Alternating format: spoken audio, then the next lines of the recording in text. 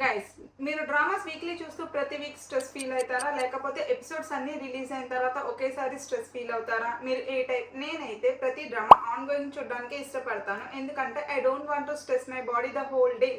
ఇంత చెప్తున్నానంటే ఇది ఏం వీడియోనో మీకు ఆల్రెడీ అర్థమైపోయే ఉండిద్ది కదా. Yes, the video is about my present ongoing dramas that keep me going the whole week.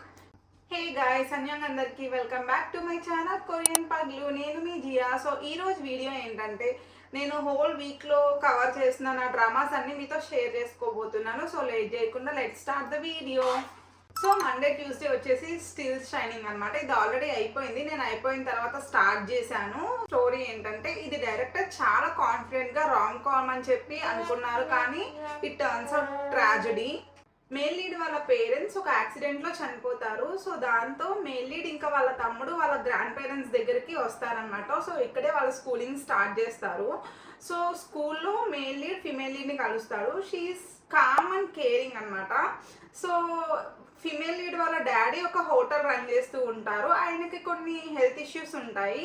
వీళ్ళ స్కూలింగ్ కంప్లీట్ అయ్యి కాలేజ్ ఎంటర్ అయ్యే టైంలో they fell in love with each other అనమాట. వీళ్ళ స్కూలింగ్ కంప్లీట్ అయ్యి కాలేజ్కి ఎంటర్ అయ్యే టైంలో వీళ్ళిద్దరూ రిలేషన్షిప్ స్టార్ట్ చేస్తారు.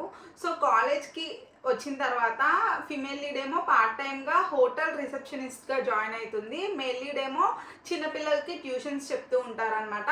ఇలాగా వీళ్ళ లైఫ్ సాగుతూ ఉండే టైంకి మధ్యలో ఫిమేల్ లీడ్కి ఏమవుతుందో తెలియదు, కానీ ఏం రీజన్ చెప్పకుండా మేల్ లీడ్కి బ్రేకప్ చెప్పేస్తుంది. మేల్ లీడ్ చాలా సెన్సిటివ్.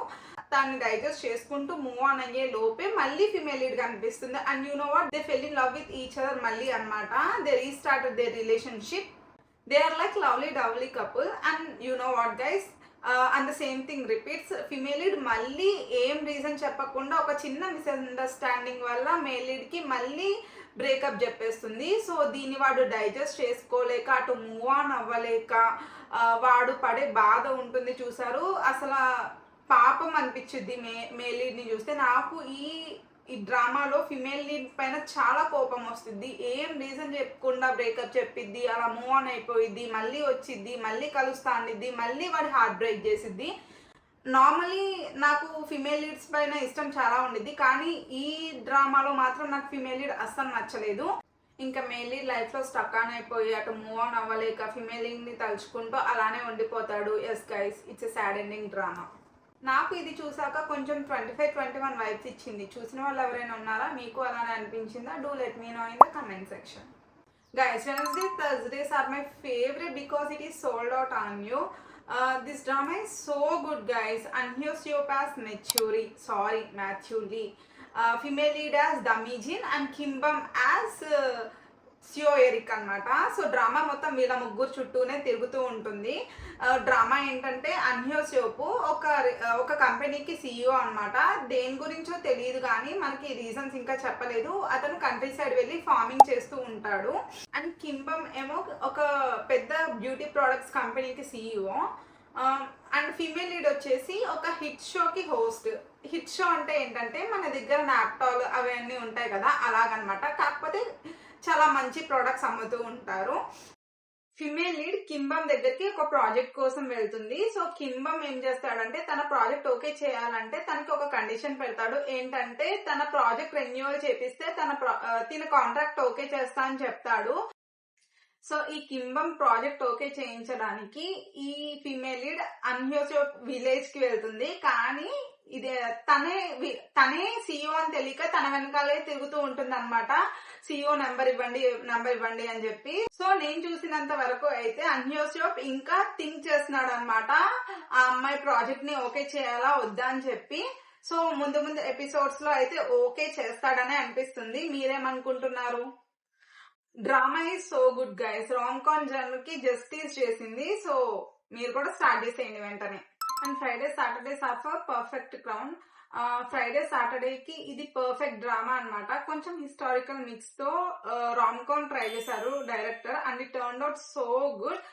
మనకి సింగిల్ గానే తెలుసు కదా అయ్యూ అండ్ జెన్యూస్ యొక్క పాపులారిటీ గురించి, but they are starring in same drama అంటే హైప్ మామూలుగా ఉండదు కదా.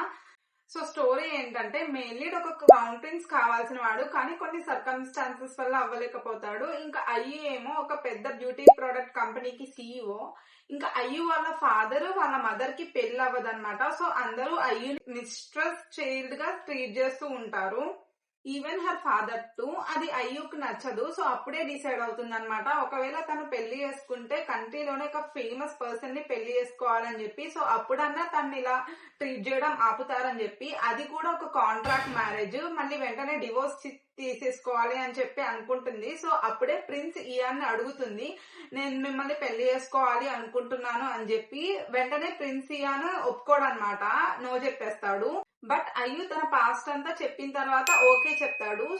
ఇంత మంచి లవ్ స్టోరీలో ఒక విలన్ ఉండాలి కదా, అదే ఇయాన్ వాళ్ళ సిస్టర్ ఇన్ లా. ఇయాన్ ఇంకా వాళ్ళ సిస్టర్ ఇన్ లా పాస్ట్ లో లవ్ చేసుకున్నారో లేకపోతే వీడు ఆమెకి క్రష్ తెలియదు, కానీ వీళ్ళ పెళ్ళైతే జరగకూడదు అని చెప్పి చాలానే ప్లాన్స్ వేసుకుంటుంది. కానీ అన్ని ప్లాన్స్ వేసినా గానీ వీళ్ళ పెళ్ళైతే జరిగిపోతుంది. సో ఇన్ని ప్రాబ్లమ్స్ ఫేస్ చేసి పెళ్లి చేసుకున్న తర్వాత వీళ్ళు మళ్ళీ డివోర్స్ తీసుకుంటారా లేకపోతే they fell in love with each అదరా అనేది మనం ముందుకు వెళ్లే కొద్దీ చూడాలి.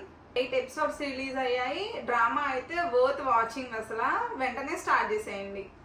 Sunday is for If Wishes Could Kill guys, trust me. ఇది నేను హాఫ్ డే లో కంప్లీట్ చేశానంటే మీరు నమ్ముతారా, అంత బాగుంది.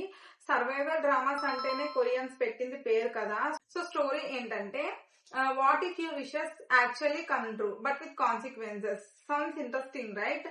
But trust me, execution is even better. This drama gives very psychological thriller vibes and every episode makes you question, మనం కోరుకున్న కోరిక నిజంగా మంచిదా. అండ్ క్యారెక్టర్స్ చాలా లేయర్డ్ గా ఉన్నారు. Like no one is completely good or bad, and honestly this is the kind of drama where you can't trust anyone అన్నమాట. And drama మొత్తం అయిపోయిన తర్వాత చాలా సినారియోస్ వస్తున్నాయి. ఏంటంటే నారి చనిపోలేదు, తన ఫోన్ లోనే ఈ యాప్ అంతా ఎగ్జిక్యూట్ అయింది అని చెప్పి. సో చూడాలి సెకండ్ సీజన్ ఉందో లేదో అని చెప్పి. So yeah, these are the dramas that are literally taking over my life right now. Honestly, ongoing dramas చూడడంలో ఒక డిఫరెంట్ థ్రిల్ ఉంటుంది కదా. Like every week waiting, theories, discussions, everything is fun. If you enjoy the video, don't forget to like, share and subscribe to Korean Paglu. I'll see you in the next one. Until then, keep watching, keep smiling, keep obsessed with K-dramas. Annyeong andarki, sarange.